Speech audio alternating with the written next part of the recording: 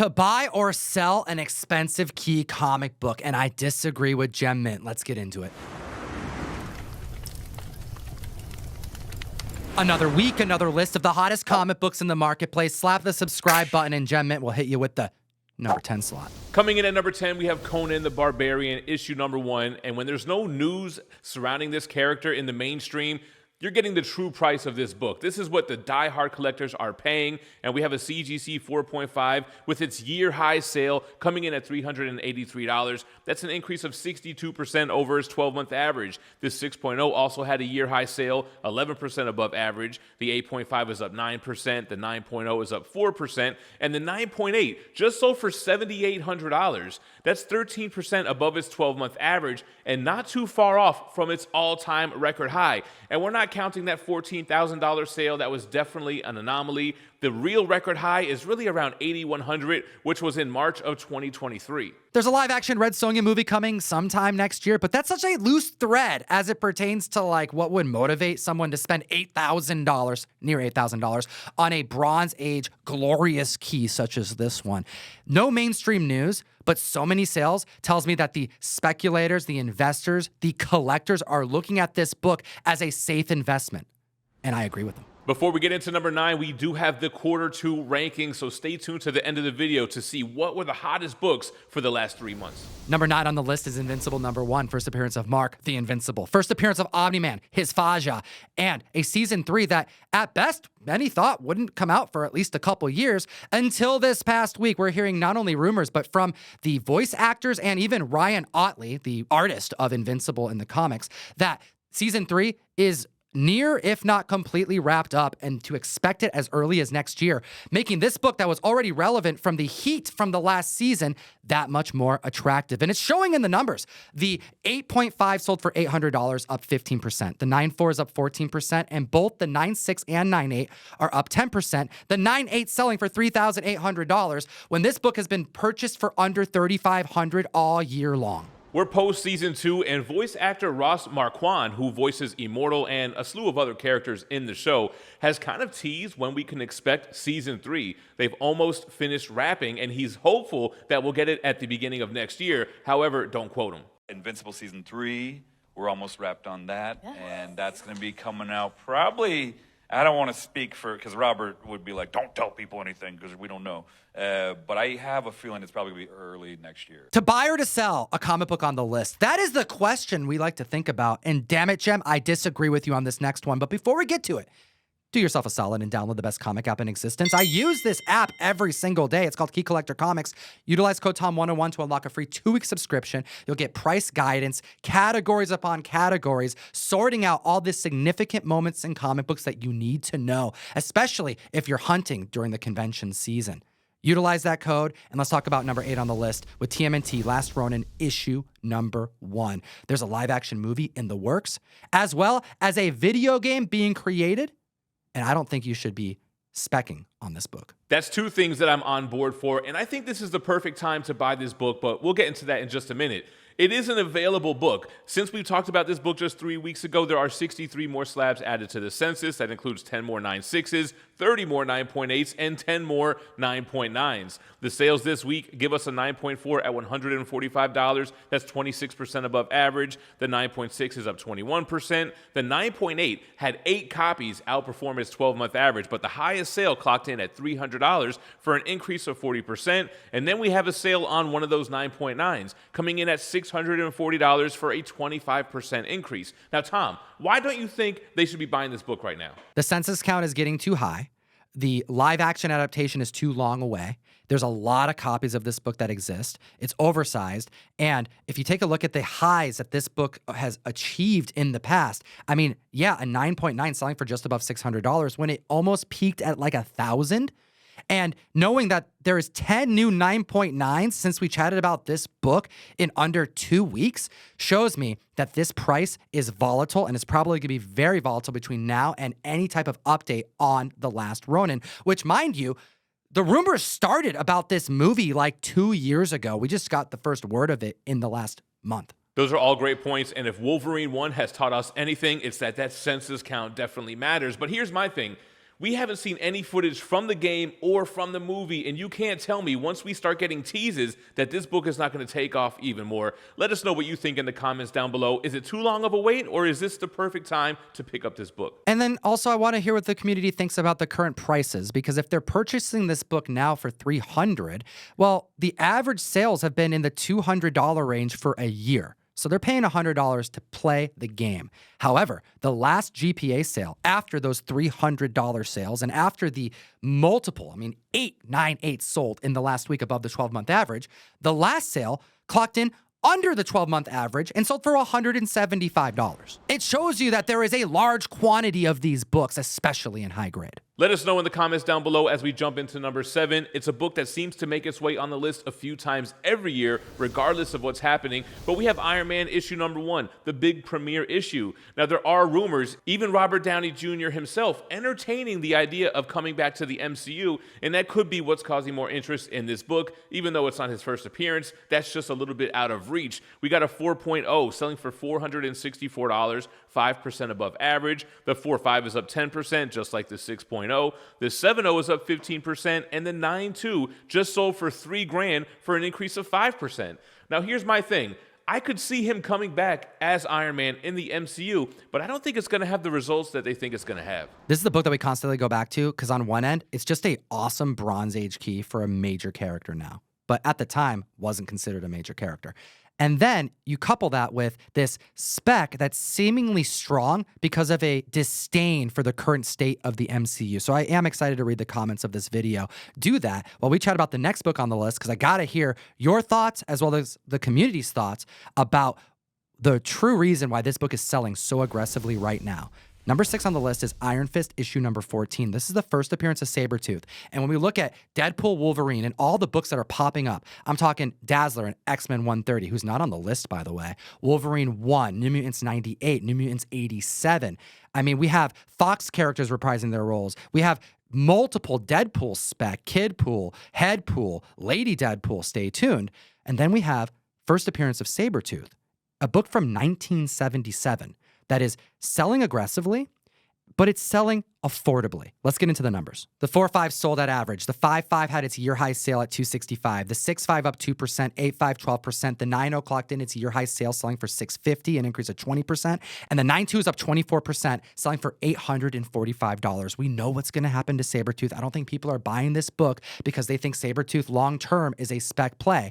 I think that this is a book that is getting the love it deserves because it's selling for so affordable, and people are being reminded that it exists, and this is probably one of the best times to get it if you look at the prices over the last few years. And I want to kick this to the community and you, Jem. This book, at its height, hit $6,000. And yes, it's down. Last sale was its lowest sale, and it happened this past June for the year, selling for $3,120. For $3,000, you can get a 9.8 first appearance of Sabertooth from 1977. There are a total of 237 copies on the census.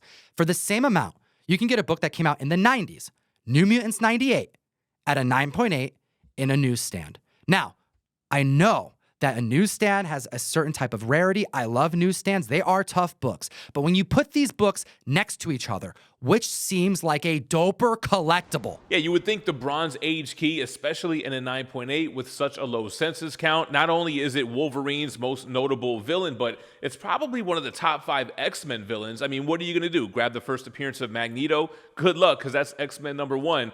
But there is the whole hero versus villain thing. The hero books always perform better than the villain first appearances. Speaking of X-Men villains, I disagree with you on this next one too, Jem. Number 5 on the list is X-Factor number 6. And oh, by the way, can I announce a cover? By all means. Peach Momoko, Ultimate X-Men number 4, sold out by Trinity Comics, going into every single member's mail call, along with their Boys number 1, Johnny Desjardins Homelander cover, 1 per box. This Peach Momoko cover is limited to 2,500, and it's the first appearance of Peach's character, the ultimate version of Surge. Join the community. Get Boys and Peach in every box guaranteed by going to ComicTom101.com. Link in the description. We'll send you funny books every month, and you support our channel. Yeah, this is the first full appearance of Apocalypse, and we saw him teased at the end of X-Men 97. He'll probably be in Season 2. which means everybody's buying this right now in anticipation for that. So I can see why you're hesitant, but I always thought this was a dope book. I mean, he's on the cover. He's another top-tier X-Men villain. We got a CGC 8.0 selling for just $45, which puts it 7% above average. The 9.0 is up 10%, the 9.2 is up 17%, and the 9.6 is up 26%. But check out the newsstand 9.6. It just sold for $226. That's a year-high sale and 26% above average. The direct market 9.8 had 3 copies outperform the 12-month average, the highest coming in at $400 for a 29% increase. And then we got the newsstand 9.8. That one sold for $680 for a 10% increase. This book to me just doesn't feel like a $400 or $500 9.8. It could be a bias. I've purchased this book a lot, but I know they're plentiful. There's a lot of high-grade copies out there. But I will say this. It's a safe book because if it does go down, it's not going to go down that much. I can see it going down maybe $100, $50. And even if that does happen, you're not going to deal with the variable that it's going to be an unwanted book after a drop-off. There's going to be a lot of people who always want to collect such a dope key appearance. And I want to know the community's thoughts in the comment section below, because I'm personally holding off buying any X Factor right now. Where's this book going to be at in 6 months? I bet you can get it cheaper than $400, but I could be wrong. Moving on to number 4 on the list, a book that I think is far undervalued. Boys number 1. We are smack dab in the middle of season 4, and I love the boys. I loved them before the show when I read the comics in those definitive slipcase editions published by Dynamite. But I think it's a book like Walking Dead number 1. You're going to see it go up and go down as the seasons come and go, unlike X Factor 6, which is a tried and true book. This week, we got a 9.0 selling 13% above average. The 9.2 clocked in a year-high sale at $200. The 9.4 is up 27%. The 9.6 had 3 copies outperform the 12-month average, 230 being the highest for a 40% increase, and then the 9.8 came in at $400 for a 17% increase. I think there's major potential on Boys number 1. The heights this book hit was back in 2022 of $700, and that still seems too low. This comic book is tough and high grade. There's no 9.9s, there's no 10.0s, there's under 1,000 9.8s on the census, and the world, the universe, is still expanding. Gen V debuted under a year ago, and that's going to have multiple seasons, let alone the fact that we have rumors of Jared Padalecki joining the screen with Jensen Ackles and just pulling everybody from Supernatural, which was a major hit show, to join the Boys cast. Going beyond Huey, going beyond Homelander and Butcher. There's so much that could be done with this that I think, similar to Walking Dead, it's going to outlive Carl. It's going to outlive Rick. And this book, by the year, will start to creep up. And we have a record-breaking sale in a lower grade this week. A CGC 8.0 last sold for $95 back in 2020, now selling for $115 for a 21% increase. So not only do we have a lot of high-performing sales, a record-breaking sale, but there has been a 275% increase in copies sold this week over last. That means people are watching this show and going out and picking up a copy of The Boys number 1 in every grade. Number 3 on the list is Deadpool Merc with the Mouth, issue number 7, the first appearance of Lady Deadpool. We see the legs in the trailer, and now people are buzzing. We haven't talked about this book because it's only made it on the Hot 10 one time this year. It was in January, so like 6 months ago, and it ranked at number 10 because people were, deciding they wanted to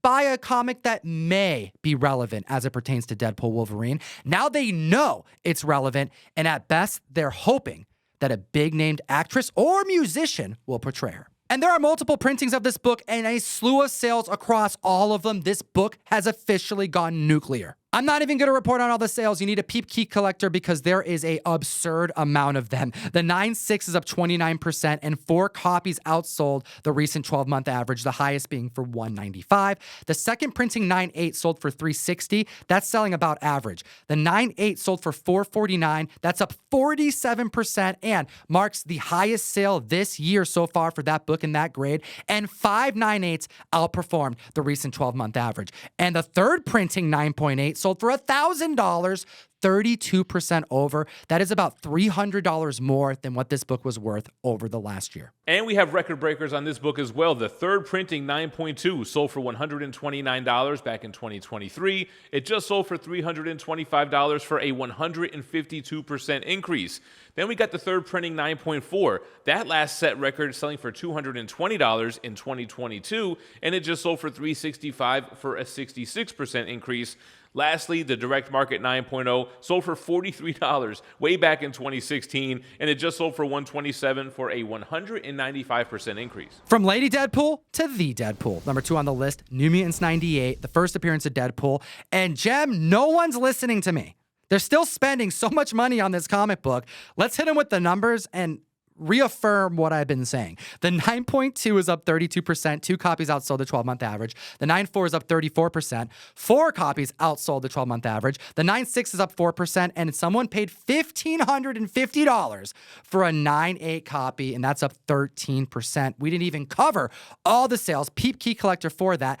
The last GPA sale was a lonely $1,200. This book is selling too high. The census count is exploding. I do not think it's going to go up past the release of the movie. And just when we thought we had almost a brand new list last week, number 1, the hottest comic book in the world this week is Wolverine 1 again. The 9.0 is up 10%. 3 copies outsold the 12-month average. The 9.2 is up 53%. 4 copies outsold the recent 12-month average. The 9.4 is up 17%. And 4 copies outsold the recent 12-month average. The newsstand 9.4 is up 2%. 5 copies outsold the 12-month average of the 9.6, the highest for $317, an increase of 21%. The newsstand 9.6 sold for $406. That's a 13% increase over its 12-month average. And then we have the direct market 9.8 coming in at $683 for a 4% increase. Now, CBR did an interesting article recently talking about the importance of Wolverine and Deadpool and how it affects the overall MCU. This is the 18th time that this book has landed on the Hot 10, the 9th time that it's ranked at number 1 this year. This is one of the hottest books in the world, despite a growing census count that has most collectors' jaw dropped. It doesn't matter. There's other factors at play here. Deadpool Wolverine is the only Marvel-led movie this year coming out, like really? But I also think that this CBR article definitely highlights a growing consensus, which is the MCU is at a very fragile point, and there's things that they desperately need. And Deadpool Wolverine is proving that fixing these things can all be done with one franchise, one IP alone, and that's the X-Men. These are the 3 things that they learn from the rise of Deadpool Wolverine. The first, we need the X-Men. The slow burn of getting X-Men out in post-credit scenes and little Easter eggs, it helped. But when X-Men 97 landed, it surprised everybody. It was so good that it proved that the Easter eggs and the Thanos slow burn was probably unnecessary. They should have just gone all in, and they took too much time. They're also citing fewer releases, superhero fatigue, and the fact that Deadpool and Wolverine is the only Marvel movie on the slate this year. Now, I don't really agree with that. I feel like if we had 3 movies a year that were of this caliber, we would be excited to see them all, but it's still mentioned in here nonetheless. Last but not least, going after a more mature audience. An R-rated film. I mean, look at Last Ronin and the buzz that's causing because of a confidence in that they're going to go the distance and tell a story that's so gripping that it can't be bogged down by a mature rating. Yeah, it seems like all the mature R-rated comic book movies have performed well so far. You have Logan, the first 2 Deadpool movies, and now this one coming. So they haven't seen failure with that yet. Deadpool Wolverine and the incorporation of the mutants in live action and incorporating them into the MCU at large has definitely caused a foundation to shake so abruptly that the hottest books in the world, especially over the last 90 days, are all X-Men titles, except for one. Yeah, but they're all mutant titles. But let's start with number 10 on the list. We have Giant Size X-Men number 1, which made 3 appearances, coming in at number 2 and number 1 twice. Number 9 is X-Men 266, first appearance of Gambit, 4 times ranking on the Hot 10 because of Deadpool Wolverine, but I think more importantly because of X-Men 97. And the highest it ranked was at slot number 5. The first full appearance of Wolverine came in at number 8 in Incredible Hulk 181, which also had 4 appearances, but it came in at number 4 at its height. Number 7 is Avengers Annual number 10, the first appearance of Rogue, more X-Men 97 love, and the highest this ranked, which it ranked 4 different times, was at slot number 3. Coming in at number 6 is the first appearance of Dazzler in Uncanny X-Men 130, and I'm kind of surprised it's so low on the list, but I don't think it's going to make the Q3 rankings whatsoever. It came in at number 6 and number 4, but twice coming in at number 1. Ranking 4 different times on the Hot 10 and beat out by number 5 on the list with Iron Fist number 14, the first appearance of Sabertooth. 5 different times on the Hot 10, and the highest it ranked was number 6. Cable makes the list at number 4 with 5 appearances in New Mutants 87, its highest ranking at number 2. And I like how you provided a caveat. Although they're not all X books, they are all mutant books. Number 3 on the list is Last Ronin number 1, TMNT, a modern comic in a sea of vintage. 7 appearances on the Hot 10, and the highest it ranked was number 6, and I think it's going to keep climbing. Number 2, we have the first appearance of Deadpool in New Mutants 98 with 10 appearances on the Hot 10. The lowest it came in was at number 5, and of course it made number 1 multiple times. Which leaves us with number 1, the hottest book in the world, and you knew it was going to be Wolverine. It's ranked the same amount of times as New Mutants 98, which is 10 times. However, it's a more affordable book, which is why it placed at number 1 more times than New Mutants 98, landing at number 1 4 different times over this last quarter, sealing that number 1 spot. What do you think about this list? Are you buying any of these? Which ones are you speccing on? Which ones are you selling now? And as always, Geek responsibly and stay minty fresh. enough said.